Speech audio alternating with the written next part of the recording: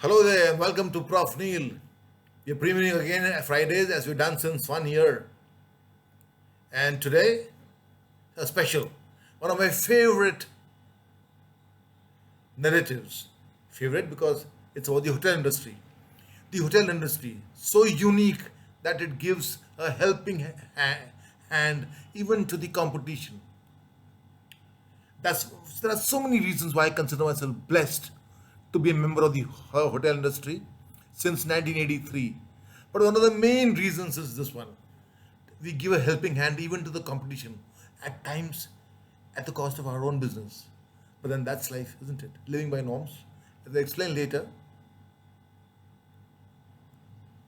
Now, not many of you are aware that rooms are the most perishable commodity in a hotel, not food. The hotel industry closes its books of accounts at midnight daily. So a new day is open every day. A new book is open for next day at midnight. So if the rooms are unsold for that day by midnight, the revenue is lost forever. That is one of the reasons we overbook. We take more bookings in the inventory of rooms that we have on hand. And at times it so happens that the supply is less than the demand. So we have guests, well, they will not be in a good mood, with reservation slips in the hand, confirmed reservations, waiting to get a room. So what do? We don't throw them out. We say sorry. We don't say throw them out and say sorry. We empathize with them. We escort them to a nearby hotel of the same standards or of a superior standard, and to bring them back the next morning. As a novice, I would wonder. At times I used to be wondering, do are we? I mean, we would lose our guest to that hotel. That hotel will try their best to woo that guest. I voiced my concern to my senior, a veteran. He says, Neil, remember, it's what you give, it comes back to you. The law of karma. He says, you have gifted that guest to that hotel. Sleep, relax in bed, because they also will give you their guests. So it equals out in the long run. And he says, this is one of the most beautiful things you can do as a human being. Empathize. And the guest will never forget that empathy. He'll return back to you. 90% out of 9 or 10 times that guest will return back to you. If not that trip, he'll book with you always. So in a norms driven industry rather than rules, this is one of my favorite. I've done many escorting of guests to another hotel and to bring the guest next morning. And I've seen that over the years that the guest returns back to us because of the empathy. The other stories are all related to the most beautiful, creative people in the hotel industry. There may be 20 managers, black student managers in the hotels, but there is that one manager who stands separate. The manager in a white suit, a white coat, and a chef cap. The chefs. Yes, I'm talking about those select band of people, the chefs. These are stories which have heard firsthand. They are not apocryphal. There are countless stories. I'm a member of the Indian Culinary Federation, one of the founding members. There are countless stories, but I choose my favorites, three or four. I spoke to Chef Satisharora, a living legend. He set up the kitchens of all the Taj hotels in India at least. And he recalls that once Chef Shetty of Sky Gourmet Flight Kitchen in Bombay, calling him up for about 30 kilos of mushrooms. Like, Chef Aurora, do you have 30 kilos of mushrooms? We have run out of stock and there's no vendor in town who can give us that. We have a flight to be catered to, if you could help us out. Chef Aurora checked the stock he sent them across. The flight took off with the food cooked with the pimentos. As per. Chef Aurora could have well refused. He chose not to do so consciously because he believed in the brotherhood of man. He believed in the law of karma. He believed in the brotherhood of chefs and of the hotel industry, of the land, that what you give comes back to you. It would have come back to him many times, I'm sure. Coming back to another one of my favorite stories. This set in Delhi in the early 90s when I think Brian Adams had a concert in Delhi. Brian Adams, the summer of 69 singer. Both Moria Sheraton, the IT's hotel, and Taj Palace, adjoining each other on SP Marg. For us hoteliers, I mean, they're almost part of the same campus, but they have a street in between which separates them.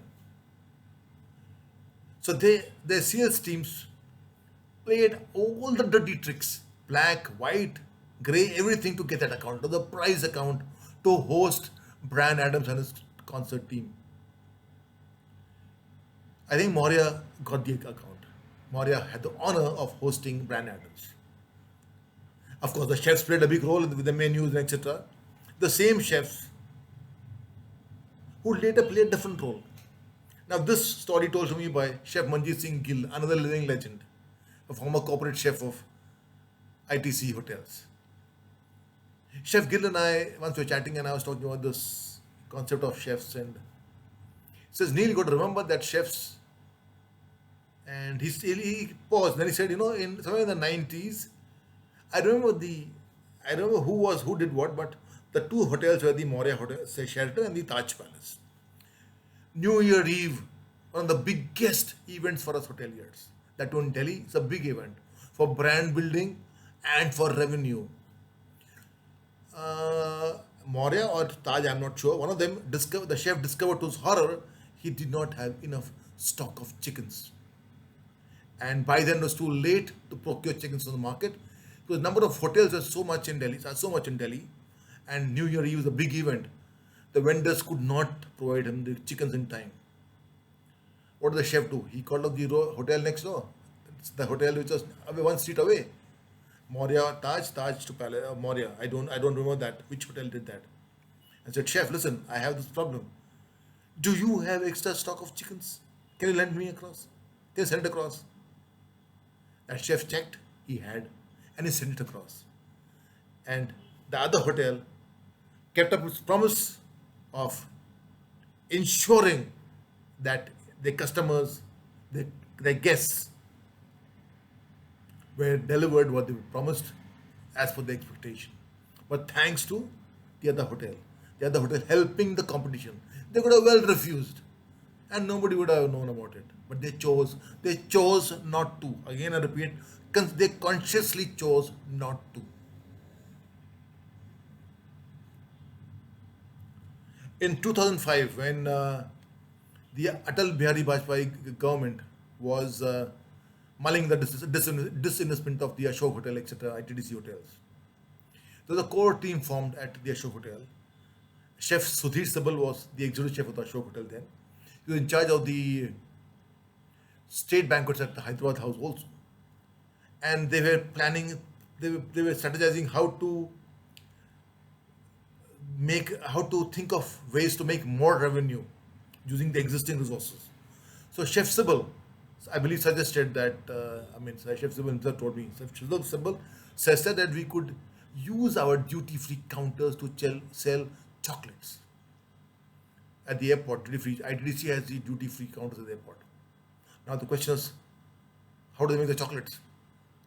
ITDC didn't have the molds then to make the chocolates, and they could not spend money to buy the molds because this investment was going on that time, so they could not spend money. So Chef Sibal rang up the other hotel down the road, and in the same neighborhood as Race, and asked them whether. Now remember, each hotel needs that mold to make their daily requirement of chocolate. So what did he do? He tied up with hotels in such a way that he would get, for example, he would get the mold from the Meridian one day on a Monday, return it back maybe on Tuesday, and take on Tuesday from the Moria, return it back on Wednesday. On Thursday, take it from the Taj Mahal Hotel, and return it back. Likewise, 5 days, the Surya Software was there, the Holiday Inn was there, so many hotels. So he did this and started selling chocolates at the ITDC counter, duty-free counter. Very soon the chocolates are selling like hotcakes. And they made enough money to buy their own molds. But the chefs of the other hotels could have refused Chef Sibal. They chose not to.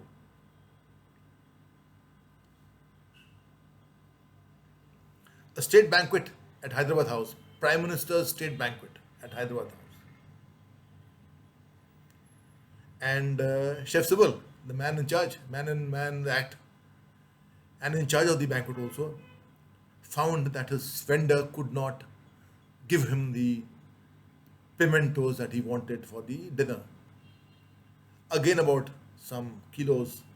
And in those days, the pimentos were only sourced from Ooty or Bangalore. They were not available anywhere else. And this is the Prime Minister's banquet, not an ordinary party, a state banquet. It would be a disaster. So what did he do? He went across to the Hyatt and asked the chef there, "Do you have pimentos?" So yes, I have. So could you lend me? So they lent it to him. And he took them, and the banquet was a success, and returned them when he got his own stock.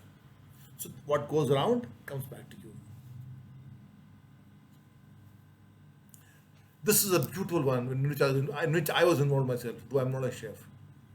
The Chef and Child charity event in 1995. This was held at the Ashok Hotel, in that huge banquet hall that they have. And the food was cooked in that huge kitchens that they have. And believe me, it's a huge kitchens. And this was conducted by the Indian Federation of Culinary Associations, the ifca. All the chefs from different hotels, they gathered at Ashoka, and without any affiliation to their hotels, they cooked as one team the meal, a 5-course dinner, a continental French course, 5-course dinner for charity. It was for charity, the Chef and Child, on World Cooks Day in 1995. But we needed special crockery. So where do you go? Where do you go to? We go to Tajpalace, and they sent across 300 octagonal crockery sets. Now these 300 octagonal crockery sets are very, very special, exquisite. Yet they sent it across, and all the hotels agreed to send materials, equipment in addition to the chefs to make this special. Also, somewhere in the 90s, I was also involved in this, at the Press Club of India, we did the Indian Federation of Culinary Association, the ifca. We did Italian food festival at the Press Club of India, and also followed it up with the Chettinad food festival. Now we cooked in the kitchens of the Press Club, but the cooks were and the chefs were from the Maurya and the Taj and all of the hotels. But I remember I went to the Sheraton, where Chef Gill had signed a returnable gate pass to get the equipment for the kitchen and for the service. And then I went to Tajpalace, where Chef Saraswat had signed the returnable gate pass for me to bring up the equipment to the Press Club. So that's how we did that. So hotels, and they're helping out each other for a common cause, or to help a competition, is taken for granted in this industry. But not many people outside the industry are aware of this. I mean, this culture, I would say a culture of helping the competition is non-parallel. It may be ingrained in us by our earliest managers who were from the armed forces, the military. That's why we have that accent on punctuality, grooming. The standards are very, very strict. I mean, we have to report for an 8 o'clock shift at 7:30 and be at our workplace at 7:30 to take over the shift at 7:30. So that typical Air Force, Navy, Army, that comradeship, that interdependence. And if you realize that when there is always a one-upmanship between the Army, Air Force, and Navy when it comes to their individual fights. Maybe it may be a Army versus the inter-services football match. Oh my! There's no quotas given, not taken. The tackles are rough because pride is at stake. Their unit or the Air Force pride is at stake, or the Army pride is at stake, and the commanding officers' izzat, their potential izzat should not be lost. But when it comes to a common cause, they integrate themselves as one. Then the colors are forgotten of each other's uniform. and there's only one thing, the cause, the objective. Likewise, the hotel industry. The focus is how do we help a competitor to serve the guest? Law of karma, or this culture of being ingrained from the army officers.